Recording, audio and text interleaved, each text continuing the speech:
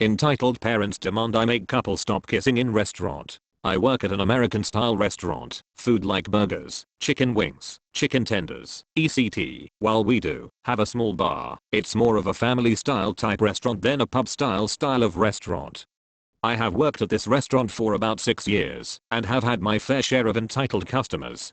This weekend, I had one of the worst families come in. They were celebrating a birthday and the party size was 18, with both kids and adults. The grown mother and grandfather were there, as well as the parents of the kids. The kids were all either cousins or siblings, and the birthday kid had a few friends. This wasn't a catering event, and we have large parties like this all of the time. They were in the middle of one of the rooms for lack of better word, and there were booths on multiple sides of them. In one of the booths near the windows, there was this couple. They were teens, both 14. I just finished student teaching, and I knew the kids. They had separate periods, but both kids seemed like good kids. The boy's a football player, he's very smart, and gets good grades. I'm going into history education and the teacher I was student teaching for is very much into the model of giving kids freedom on what they do. So most units ended in a project, where they could do a slideshow, essay, video, research paper, etc. about a topic in the era. I pointy the Dust Bowl in the 30s, the stock market crash in the 30s, redlining in the 50s. She also loved more creative projects, like ones talking about how protest music was used in various eras. This boy always did his about sports, and how they were affected by politics. He knows everything about the history of sports, especially American football. It's insane. The girl is a sweet girl, she's always at his games, she's very friendly, and while never showing intense interest in any topic, she is also a smart kid with a lot of potential. The boy was in his outfit, he had just finished practice. Him and his girlfriend weren't bothering anyone, and were talking to each other. I ended up talking a bit to them, just because they wanted to talk to me, and I think the boy liked talking to me, because I was a young male figure who he could relate to. The family that was there was rude to begin with and the little kids were acting up a bit, but they weren't being too bad. However, when the parents of one of the kids saw the boy and the girl kissing, they had an issue with it.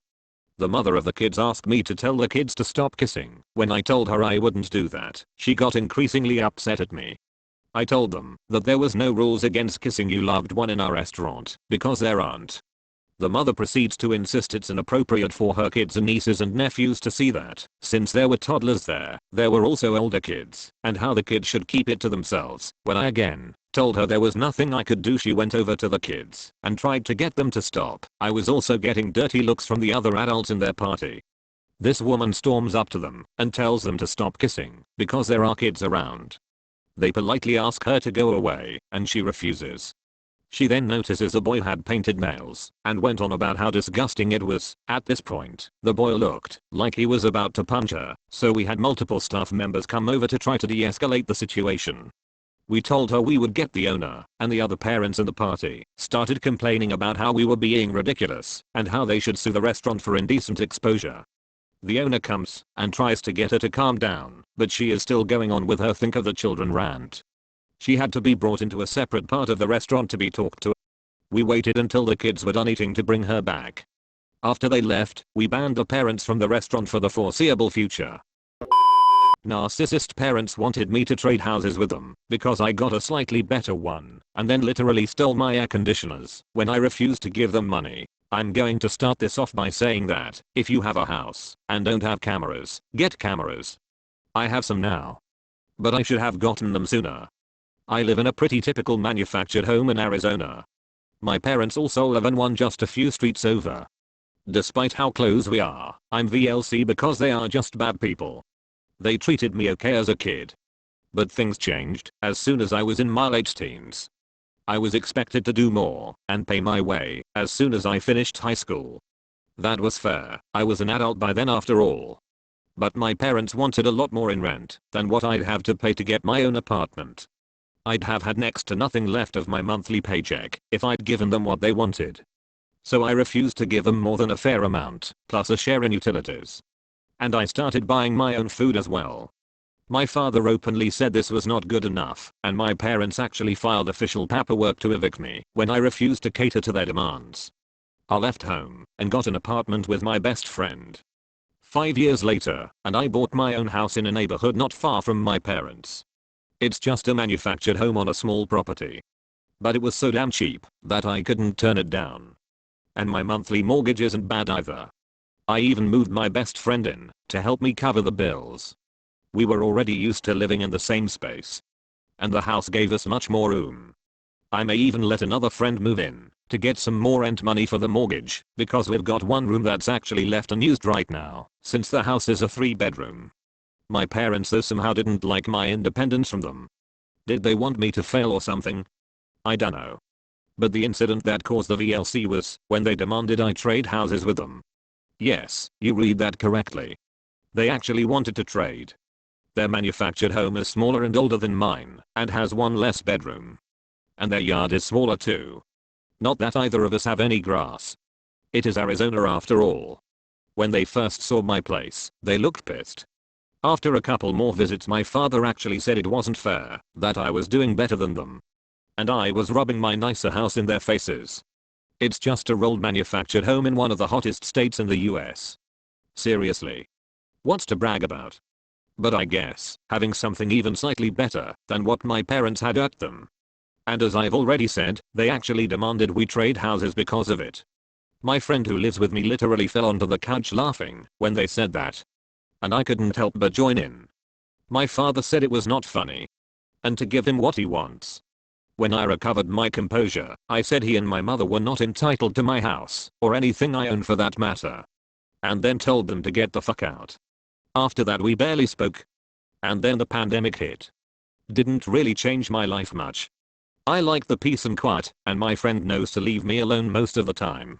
My father however got laid off. And he struggled to find another job. He ended up working in the local Marto walls for half a year, before getting a better paying job. I did get a kick out of seeing him there, when I was shopping for groceries. But as much as I hate him, I'm not gonna call him a bad employee. He actually did fine. But during that time he and my mother kept calling me, and asking for money. And I know what you're thinking. Don't lend them anything. They didn't want loans. They wanted handouts. Why? Because they raised me, and I owed them. I said if they didn't want the cost of raising a kid, they shouldn't have had one. A few weeks ago though my mother called me begging for money because their dinosaur of a window AC unit finally crapped out. I told them I was not giving them anything, and they were too cheap to replace that old AC unit for a long time. So I wasn't gonna buy them a new one. My mother then complained about how I have two in my house, and the least I could do is give them one. I then said that maybe if she and my father weren't always pissing away their money on beer and MJ all the time, they'd have the money to buy another AC. Then I said I wasn't giving them one of mine or any money. End of story. Only it wasn't the end of the story. A few days later I came home from work to find my house had been broken into. My front door locks were drilled out, and both of my window AC units were gone. Nothing else was stolen, but they went out of their way to make a huge mess for some stupid reason. Probably to make it look like a typical robbery or something. I knew it had to have been my parents, and called the police. I told police that I heavily suspected my parents of the theft because they act entitled to my stuff, even though I'm a grown man that doesn't live with them. I went with police to my parents' house, and sure enough they had both my AC units going in their windows. When confronted my parents, they obviously denied the theft. Then claimed they already owned the AC units. But statements from their neighbor said otherwise. But my parents still denied the theft. I bought both AC units used online years ago, which means I had no receipts for them. So I figured my only option was to look for witnesses in my own neighborhood. And as luck would have it, a neighbor across the street has security cameras. And the edge of one of them caught just enough to see my parents showing up in my father's truck. My father could be seen walking with a cordless power drill in hand. And a few minutes later they came back to the truck with my AC units. Then went back in to ransack the place I'm guessing. With this evidence in hand, police had cause to arrest my parents. At first both of them acted like they'd done nothing wrong. But I convinced police to let me do the talking. I said they could either return the AC units to my home and clean up the mess they made, or I'd let the police arrest them both right there. They'd already stolen from me, lied to police, trespassed, vandalized my house, broke my front door locks, and there was video evidence of what they'd done. If I pressed charges, they were both going to jail for sure. My parents looked deflated, then asked for a moment to talk with each other in their bedroom. I heard a lot of shouting from both of them, and I could hear my mother yelling that my father was an idiot. And he was trying to blame me in turn. After about 5 minutes of that, they came back out looking even more deflated and said they'll return the AC units and stop bothering me for money if I didn't press charges. I said they were gonna clean up the mess in my house and buy new locks for my front door as well. And then I wanted written apologies from both of them on top of it.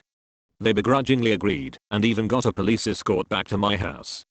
My father was forced to put the AC units back in my windows and then left my mother to clean up the huge mess they made while he went out and bought replacement locks for my front door. He was gone about an hour and came back with a new stainless steel lock set to replace the knob and deadbolt. Then he had to help my mother finish cleaning. During this time I let the two cops just sit and watch them while drinking soda. They said it was very entertaining. After everything was cleaned up, I gave my parents each a piece of paper and a pencil, then told them to write out apologies to me for what they'd done. My father looked especially pissed and said I was treating him like a child. I said he was acting like one and never stopped treating me as a child either. This was just me holding him accountable. And I could have sent him to jail, but I felt like this was better for teaching him a lesson. He then kind of snorted and started writing. My mother wrote out a good apology. But my father's was pretty half-assed and passive-aggressive. But I didn't care. It seemed to kill him a little inside to have to do it. And when he was done, he left without speaking to me. My mother said she was sorry and she'd leave me alone, then followed after him. The two cops said they thought the whole thing was hilarious and then thanked me for giving them an excuse to take a break while on the job before leaving. Not long after, I shelled out to get some cameras for the exterior of my house. So if someone tries to break in again, I'll get it on video. I only have 2 cameras, but added a couple more fake ones that look real enough just to scare people off. I haven't heard a peep from my parents. But their next door neighbor told me they went and bought a new AC unit. Guess they had the money for one after all. Makes me wonder how high they were when they thought it was a good idea to steal from me. Maybe having lean pockets for a while will teach them. Then again, they are who they are after all.